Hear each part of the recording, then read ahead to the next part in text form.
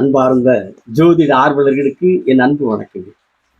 தொடர்பு கொள்ள வேண்டிய 7845170353 7845170353. சரிங்களா? இன்னைக்கு நாம் என்ன பார்க்கலாம், செவ்வாய் பகவான் குரு பகவானை பார்த்தா அந்த ஜாதகருக்கு என்ன பலன்கள் கிடைக்கும் அப்படிங்கிறது பார்க்கலாம். சரிங்களா? செவ்வாய்க்கு 3 பார்வை உண்டு. 4ஆம் பார்வை, 7ஆம் பார்வை, 8ஆம் பார்வை. அவர் இருக்கிற இடத்துல 4ஆம் இடத்தை பார்ப்பார், அவர் இருக்கிற இடத்துல இருந்து 7ஆம் இடத்தை பார்ப்பார், அவர் இருக்கிற இடத்துல இருந்து 8ஆம் இடத்தை பார்ப்பார். நீங்க செவ்வாய் இருக்கிற இடத்துல 1ன்னு எண்ணிக்காங்க. செவ்வாய்க்கு அடுத்தது 2ஆம் இடம், 3, 4ஆம் இடத்தை பார்ப்பார். 5, 6 விட்டுருக்கு 7ஆம் இடத்தை பார்ப்பார், அடுத்து 8ஆம் இடத்தை பார்ப்பார். ஆனா செவ்வாய் பார்க்கக்கூடிய இந்த 3 பாவங்களும் லக்னத்துக்கு எந்த பாகமா வேணாலும் வரும். லக்னம் உட்பட 12 பாவங்கள்ல எந்த பாவகமா வேணாலும் வரும், லக்னமே கூட வரும். சரிங்களா? அப்படி செவ்வாய் பார்க்கக்கூடிய இந்த 3 பாவங்கள் ஏதாவது ஒரு பாவத்தில் குரு பகவான் இருந்து அந்த குரு பகவான் மேல செவ்வாயினுடைய பார்வை உழுதுன்னு வைங்க, அந்த ஜாதகருக்கு காலி இடத்தின் மூலமான வாடகை வருமானமோ, இடத்த வாடகை கொடுறாங்க இல்லைங்களா, அந்த மாதிரி காலி இடத்தின் மூலமாக இடம் வாடகை வருமானமோ, அல்லது வீடு கட்டி வாடகை கொடுறது, அல்லது கடை கட்டி வாடகை கொடுறது, இந்த மாதிரி வீடு கடையின் மூலமான வாடகை வருமானமோ, அல்லது வாகனங்கள் மூலமா வாகனத்தை வாடகை கொடுறது, அல்லது வாகனத்தை இவங்களே ஓட்டி வாடகை வருமானம் வாங்குறது, இப்படி இடத்தின் மூலமாவோ, வீட்டின் மூலமாவோ, கடன் மூலமாவோ, அல்லது வாகனம் மூலமாவோ அவங்களுக்கு வாடகை வருமானம் வரும்.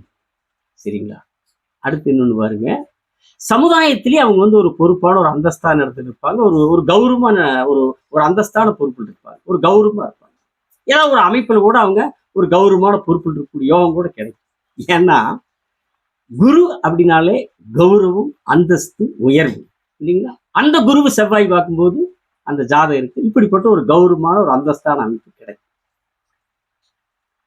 அடுத்து ஒண்ணு பாருங்க, செவ்வாய் 4ஆம் இடத்தை பார்ப்பார், 8ஆம் பார்வையை பார்ப்பார் இல்லைங்களா, 7ஆம் பார்வையை பார்ப்பார். செவ்வாய் 7ஆம் பார்வையை பார்க்கும்போது அங்க குரு நேருக்கு நேரம் நின்று செவ்வாயை குருவும் பார்ப்பார். நேர சமசப்தமா செவ்வாய் பார்க்கும்போது அங்க குரு இருக்கும்போது குருவும் செவ்வாயை பார்ப்பார். அப்படி குரு செவ்வாயை பார்க்கும்போது செவ்வாயினுடைய எல்லா காரகத்துவங்களும் எல்லா தன்மைகளும் அந்த ஜாதகம் சிறப்பா கிடைக்கும். எல்லா பலன்களும் அட்டகாசமா கிடைக்கும். இன்னும் சொல்ல போனா கோயில் கிட்ட யோகமே கிடைச்சாலும் கிடைக்கும். ஏன்னா குரு ஆன்மீக கிரகம் இல்லைங்களா, செவ்வாய் பூமிகாரகன், கட்டடத்துக்கெல்லாம் காரணகர்த்தா. அப்ப அந்த குரு ஆன்மீக குரு அந்த கட்டடத்துக்கு பூமி காரணகர்த்தாமான செவ்வாய் பார்க்கறப்ப அவங்களுக்கு கோயில் கட்டுற யோகமே கூட அமையலாம், கிடைக்கலாம். மருத்துவராகக்கூடிய யோகமும், மருத்துவத்துறையில் சிறந்து விளங்கக்கூடிய அமைப்பும், இன்ஜினியர் ஆகக்கூடிய அமைப்பும் கிடைக்கலாம். இதெல்லாம் செவ்வாயினுடைய காரகத்துவம். செவ்வாயினுடைய என்ன காரகத்துவங்களோ அந்த காரகத்துவ துறைகள்ல ஏதாவது ஒரு துறையில வெகு சிறப்பான யோகம் அமைப்பு கிடைக்கும் குரு செவ்வாய் பார்க்கிறப்போ, நேருக்கு நேரம் பார்க்கும்போது. ஆனா சரி, அவங்க எந்த துறையில் இருப்பாங்க, எந்த அளவுக்கு சிறப்பா இருப்பாங்க, அதை தீர்மானிக்கிறது எதுங்க? அவர்களுடைய தனிப்பட்ட ஜாதகம். அந்த ஜாதகத்துல செவ்வாய் குருவை பார்க்கிற அந்த ஜாதகத்துல